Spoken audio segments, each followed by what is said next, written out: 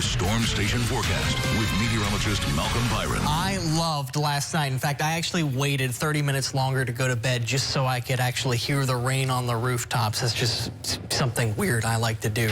But it's fun to listen to rain on the rooftops, right? And our lawns loved it, too. Of course, we've got the unfolding drought situation for our eastern parishes. Moderate drought for parts of eastern Livingston, southeastern St. Helena, and southern Tangipahoa parishes. That goes south to New Orleans. Now, Baton Rouge is not under a drought, not even abnormally dry yet, but we do need the rain so we don't get there. And, well, we'll overlay the radar perspective in the overnight hours, and you can see many picked up some beneficial rain. Although for some it did fall a little bit too fast, and that would be in this corridor from Livingston through St. Helena parishes, where Doppler radar is estimating anywhere from 6 to 8 inches of rain, and we do have some ground truth to that. You can see that blue stripe right there, and we can see over 5 inches of rainfall. So a lot of rain. And it's still falling in that general vicinity, but overall the activity is a lot less widespread. We're just dealing with spotty action near the I-55 corridor in that part of the world. And we go a little farther west, closer to the capital city, and we still have some spotty showers and thunderstorms.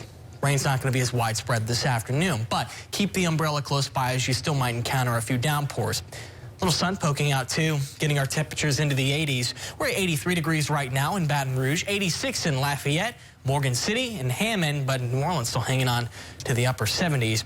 Futurecasts this afternoon, this is 4 o'clock, still have some spotty action out there. And then watch what happens into the evening. All that rain goes away. Unlike last night where we saw it continue all night long, that's not going to be the case tonight. In fact, skies may clear out for a time.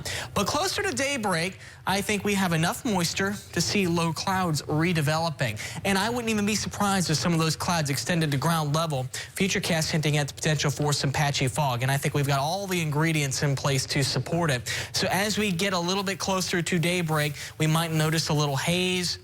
Definitely some low clouds for many of us, and maybe even getting a visibility is low enough to classify it as fog, maybe in a few spots with dense fog, especially where we saw a lot of heavy rain last night.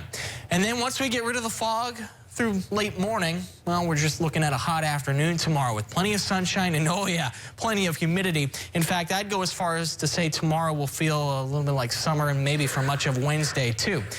Then as we go into the second half of the week and into the weekend, a refreshing change in the form of a cold front. You're going to see that on the Storm Station 7-day forecast. 87 degrees today, 40% rain coverage for the afternoon. That's isolated showers and storms.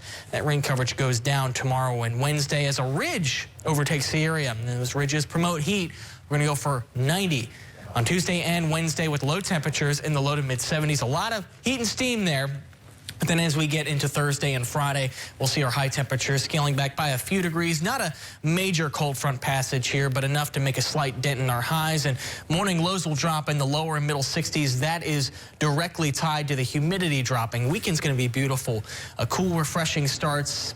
Warm afternoons, but not too bad with full sunshine. Quite a contrast from the past weekend.